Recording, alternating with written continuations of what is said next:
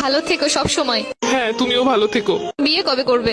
জানি না আদৌ কপালে বিয়ে শাদী আছে কিনা। তোমার বউকে বলে দিও আমি যেই হাত ধরেছি ওই হাত যেন না ধরে। তোমার জামাইকেও বলে দিও আমি যে গালে কিস করছি ওই গালে যেন আর কিস না করে। আমরা যে জায়গায় দুজন মিলে ঘুরছি তুমি তোমার বউকে নিয়ে ভুলেও সেই জায়গায় আর যাবা না। বউয়ের মন রাখতে মাঝে মাঝে যেতেও হতে পারে। তুই নেই মাত্র কইলে তুই আর বিয়ে করবি না। এটা তো তোমার কথায় কথায় বললাম। তোর স্বভাব আমি ভালো করে জানি। আমি তো তোর কথা উনানে লেগে কইতেছিলাম। ছেড়েই তো চলে যাচ্ছ, তাহলে আবার এইগুলো কেন বলতেছো? ঠিকই তো বলছো, আমি কেন এগুলো বলতেছি এখন? আমাকে ছেড়ে খুব ভালো থাকবে তাই না?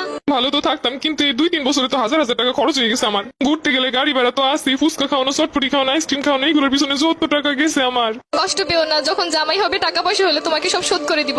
তোমার কিন্তু মাঝে মধ্যে এমবিও বইটা দিতাম আমি। হ্যাঁ ঠিকই বলছো, আমি তোমার কাছ থেকে নিতে চাইছিলাম না, তুমি আমাকে জোর করেই দিছিলা। তখন তো বুঝিনি এগুলো সব লস হয়ে যাবে। আচ্ছা জামাই হলে ওটাও শোধ করে দিব, টেনশন করো না। ঠিক আছে, ওইগুলো শোধ করে দিলে আমার আর মনে কোনো কষ্ট নাই। শুধু নিজে যা যা করছো তাই ভাবলা, আমি যে কি করছি সেইগুলো মনে নাই। একদিন কচু শাক রান্না করে নিয়ে আসছিলাম, লাল শাক বোনা করছিলাম, তোমাকে ছাড়া খাইতে পারতেছিলাম না তাই বক্স ভরে তোমাকে এনে দিছিলাম। আচ্ছা, আমার যখন বউ হবে আমিও তোমাকে লাল শাক আর কচু শাকের তরকারি রান্না করে বাটি ভরে দিয়ে আসবো। চেয়েছিলে এই শীতে রাজহাঁস রান্না করে খাওয়াতে আমাকে। ইচ্ছে তো ছিল কত কিছুই, কিন্তু হলো কই? সবই তো ঠিক ছিল, শুধুমাত্র একটা স্বপ্ন দেখে এভাবে চলে গেলে।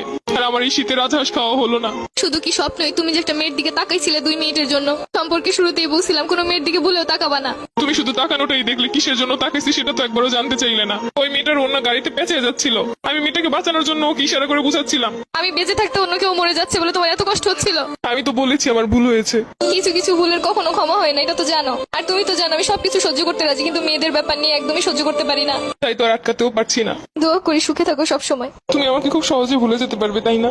ঘৃণা মানুষকে সবকিছু করতে শিখায়। ভাবতেছি এতদিন যার সামনে তোমাকে বউ বলে পরিচয় দিচ্ছি, পরবর্তীতে কি হবে? তাদেরকে বলবে আমি মরে গেছি। জীবন তো কারোর জন্য থেমে থাকে না। আচ্ছা, কিছু মনে না করলে একটু কথা বলি। আমি যা আবেগের বসে তোমার একটা পায়েল কিনে দিছিলাম, ওই পায়েলটা কি ফেরত দেওয়া যাবে? জানোই তো আমার কাছে অত বেশি টাকা পয়সা নেই। নতুন কাউকে পটাইতে গেলে তো তখন লাগবো। কিন্তু ওই পায়েলটার তো 2-3 জায়গা থেকে খুইলা পড়ে গেছে। সমস্যা নেই, তুমি নিয়ে এসো, যা পইরে গেছে ওগুলো লাগাই নিবো। ওটার তো রঙও তেমন ভালো নাই। সমস্যা নেই, রং করে নিবো। আচ্ছা ঠিক আছে। আর শুনো, এই শীতে গোসল করো প্রতিদিন। আগে শীতে কত বলে বলে গোসল করাইছি। তোমার আর আমাকে নিয়ে এখন চিন্তা না করলেও চলবে। তোমার আর আমার পথ এখন আলাদা। তারপরও মনে তো কোথাও একটা রয়ে গেছো। এত সহজে তো চাইলেই ভুলতে পারবো না।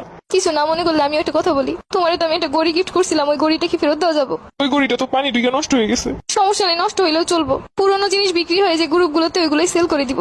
একটা ড্রেস পছন্দ হয়েছে, ভাবছিলাম তোমারে বলবো, সেটা তো আর হলো না। ওই গড়িটা বিক্রি করেই কিনবো। লাস্ট ওই একটাই স্মৃতি ছিল আমার কাছে, ওটাও নিয়ে যাবে? আমি নিজেই নেই, আমার স্মৃতি দিয়ে আর কি করবে?